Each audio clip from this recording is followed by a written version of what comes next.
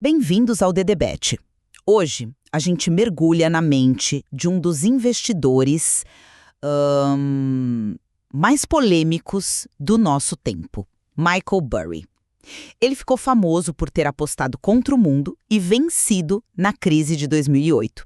E agora ele tem um novo alvo gigantesco: a revolução da inteligência artificial. Exato. Ele está apostando pesado contra a espinha dorsal da IA, como a NVIDIA, e empresas de ponta como a Palantir. E a questão que fica no ar e que a gente vai debater hoje é se o Burry está, de novo, enxergando uma bolha que ninguém mais vê, ou se, desta vez, o Cassandra de Wall Street está lendo o cenário de forma completamente equivocada. Eu vou argumentar que os sinais que o Burry aponta são reais e perigosos. Para mim, a tese dele sobre lucros inflados e uma euforia, sim, desmedida no mercado de IA faz todo o sentido. E a gente está ignorando os alertas por nossa conta e risco. Já eu vou defender que o Burry está aplicando uma lógica do passado a um fenômeno totalmente novo. A tese dele, na minha visão, subestima a revolução tecnológica que está acontecendo e principalmente a dimensão geopolítica e estratégica que torna a IA um caso único, talvez a prova do tipo de colapso que ele prevê. Bom, vamos direto ao ponto central do Burry.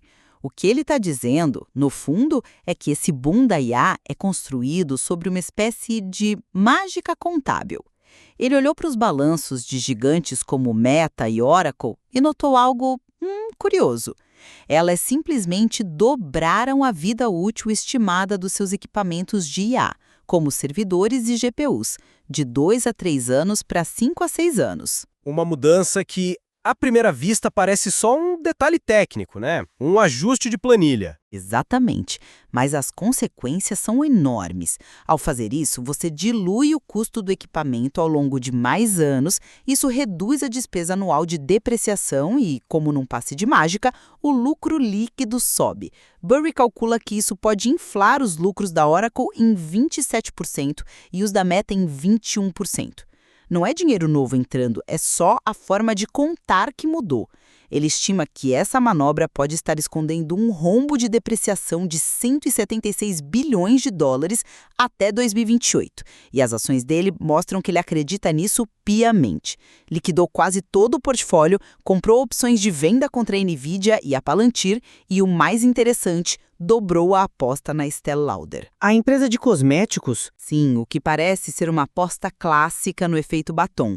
Aquela teoria de que, mesmo numa recessão profunda, as pessoas cortam grandes gastos, mas continuam comprando pequenos luxos, como um batom, para se sentirem melhor. Ou seja, ele não está só apostando na queda da IA, ele está se posicionando para uma recessão generalizada. Olha, eu entendo a desconfiança. Quando se fala em contabilidade criativa, o alarme de qualquer investidor soa. Mas eu acho que chamar isso de mágica ou ilusão é ignorar o que está acontecendo no mundo real, na engenharia por trás desses data centers. A extensão da vida útil do hardware não é uma fraude. Para mim, é um reflexo de duas mudanças operacionais gigantescas. E quais seriam? Primeiro, a demanda por processamento de IA é tão absurda, tão insaciável, que nenhum chip é desperdiçado. Uma GPU de ponta de hoje pode não ser a melhor para treinar o GPT-6 daqui a 3 anos, mas ela vai ser perfeitamente útil para tarefas de inferência ou para modelos menores. O hardware mais antigo não vira lixo eletrônico, ele é cascateado para tarefas menos intensivas. O ciclo de vida útil real aumentou. Segundo, e isso é crucial, os data centers evoluíram. A gente está falando de avanços reais em sistemas de refrigeração líquida, em gerenciamento de energia que fazem com que o hardware opere em condições ideais por muito mais tempo com menos desgaste. Então a contabilidade está só acompanhando a realidade da engenharia. E tem mais um ponto que me intriga: a recente decisão do próprio Burry de fechar seu fundo, a Scion, para investidores externos, dizendo que estava fora de sintonia com os mercados. Isso não soa como uma admissão de que talvez a força e a persistência desse mercado de IA sejam maiores do que a tese dele previa? Mas essa prática contábil é um truque clássico. É o tipo de coisa que empresas fazem para maquiar os resultados no curto prazo e agradar o Wall Street. Isso está criando o que eu chamaria de uma futura ressaca de hardware de IA. Daqui a alguns anos, quando essa geração de equipamentos realmente precisar ser trocada em massa, as empresas vão ter que encarar uma despesa gigantesca de uma só vez que não estava provisionada corretamente. As margens de lucro vão ser esmagadas, e aí vamos ver o quão infladas estavam as avaliações de hoje.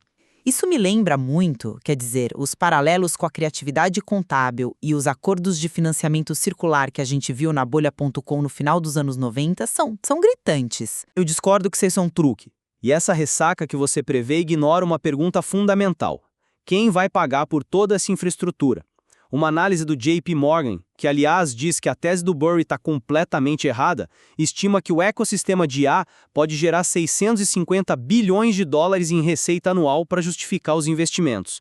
E o ponto-chave é que esse custo não vai ser repassado para o consumidor final como o iPhone foi. Ele vai ser absorvido pelas corporações que vão ter ganhos de produtividade tão massivos que o investimento se paga com folga. Pensa em otimização de logística, descoberta de novos medicamentos, automação de processos, o valor gerado é real e tangível. A mudança contábil nesse cenário não é um truque para enganar o investidor, é um reflexo de que o ativo está gerando valor por mais tempo. Ok, mas essa análise do JP Morgan leva em conta o custo de energia para manter esses data centers funcionando por 6, 7 anos, porque esse é um custo operacional gigantesco que a depreciação estendida pode estar mascarando. E mesmo que o valor seja real no longo prazo, o mercado está claramente eufórico. A espuma está por toda parte. A gente viu o retorno das meme stocks, empresas como a GameStop voltando a ter picos irracionais. E o que dizer dos acordos circulares que já estão acontecendo? Uma gigante da IA investe numa startup pré-produto que, por sua vez, usa esse dinheiro para comprar poder computacional da própria gigante. A Thinking Machine Labs, por exemplo, recebendo avaliações bilionárias sem ter um produto pronto. Isso é um sinal clássico de topo de mercado. Estar um pouco adiantada, como Burry talvez esteja, não significa estar errada. Os alertas que ele fez sobre o mercado imobiliário em 2005 e 2006 também foram considerados alarmistas na época. Mas aí você entra no problema crucial de qualquer aposta contra uma bolha, o timing. Acertar o quando é quase impossível e pode te quebrar no processo. É a maldição de quem enxerga a bolha cedo demais. Jeremy Grantham, outro investidor lendário, cantou a pedra da Bolha.com em 1997. Sabe o que aconteceu? O mercado mais do que dobrou nos 3 anos seguintes e ele perdeu clientes e muito dinheiro antes de ser provado certo. Julian Robertson, um dos maiores gestores de todos os tempos, quebrou seu fundo apostando contra a mesma bolha pouco antes dela estourar. O timing o destruiu.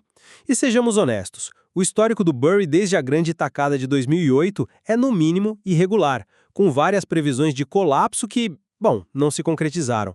O próprio CEO da Palantir, o Alex Karp, disse publicamente que o Burry era um louco de pedra por apostar contra eles. Quando uma suposta exuberância irracional persiste por tanto tempo e com tanta força, talvez a gente precise se perguntar se ela não é tão irracional assim, sabe? Mas esse argumento do timing me parece uma desculpa para ignorar os fundamentos. E isso me leva a outro ponto que me preocupa. Esse papo de que a IA é grande demais para falir. É uma ideia perigosíssima. A gente já ouviu essa história antes, não viu?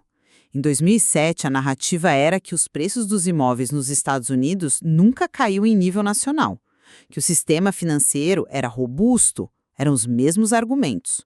No fim, a realidade econômica, os fundamentos sempre se impõem. Um apoio governamental ou uma crença coletiva não podem sustentar para sempre um setor que está fundamentalmente supervalorizado.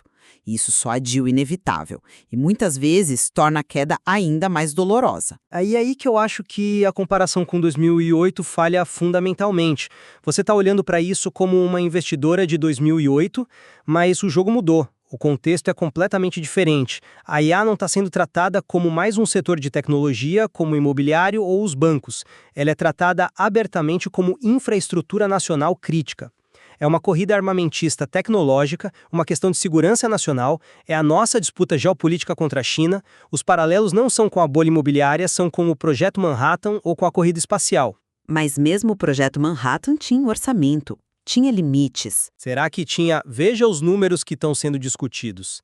Não é especulação de varejo, é capital estratégico. A SoftBank anunciando um projeto de 500 bilhões de dólares chamado Stargate para chips de IA. O próprio Sam Altman, da OpenAI, falando que vai precisar de mais de US$ 1 trilhão em financiamento, e mencionando abertamente a possibilidade de apoio governamental para garantir a infraestrutura energética necessária. Isso não é um mercado normal, é uma aliança público-privada de uma escala sem precedentes. As regras de uma bolha financeira tradicional simplesmente podem não se aplicar quando o apoio de estados e de capital estratégico é tão maciço. O Burry não está apostando contra uma avaliação de mercado, ele está apostando contra uma prioridade de segurança nacional dos Estados Unidos. É uma aposta muito mais complexa. No fim do dia, para mim, a matemática não fecha. A análise do Burry, focada na contabilidade, expõe uma fragilidade real e calculável nos lucros que estão sustentando todo esse rally. A combinação de números que podem ser questionados, avaliações que estão em níveis históricos e uma euforia que ignora todos os riscos, me diz que a cautela é a única abordagem sensata. A história nos adverte repetidamente contra ignorar sinais como estes. Os lucros podem não ser o que parecem. E para mim, a matemática antiga não se aplica mais a este novo mundo. A tese do Burry aplica a lógica de uma bolha financeira clássica a uma revolução tecnológica com implicações geopolíticas. Ele está subestimando a demanda real, as melhorias de engenharia e, o mais importante, o fato de que a IA é vista como uma arma estratégica. A aposta dele não é só contra a NVIDIA, é contra uma convergência de interesses do Vale do Silício, de Wall Street e do Pentágono. O que essa nossa conversa mostra exatamente a grande tensão do mercado hoje. De um lado, o ceticismo financeiro baseado em métricas, em história, em fundamentos. Do outro, uma fé quase religiosa em uma transformação tecnológica que parece quebrar todos os paradigmas.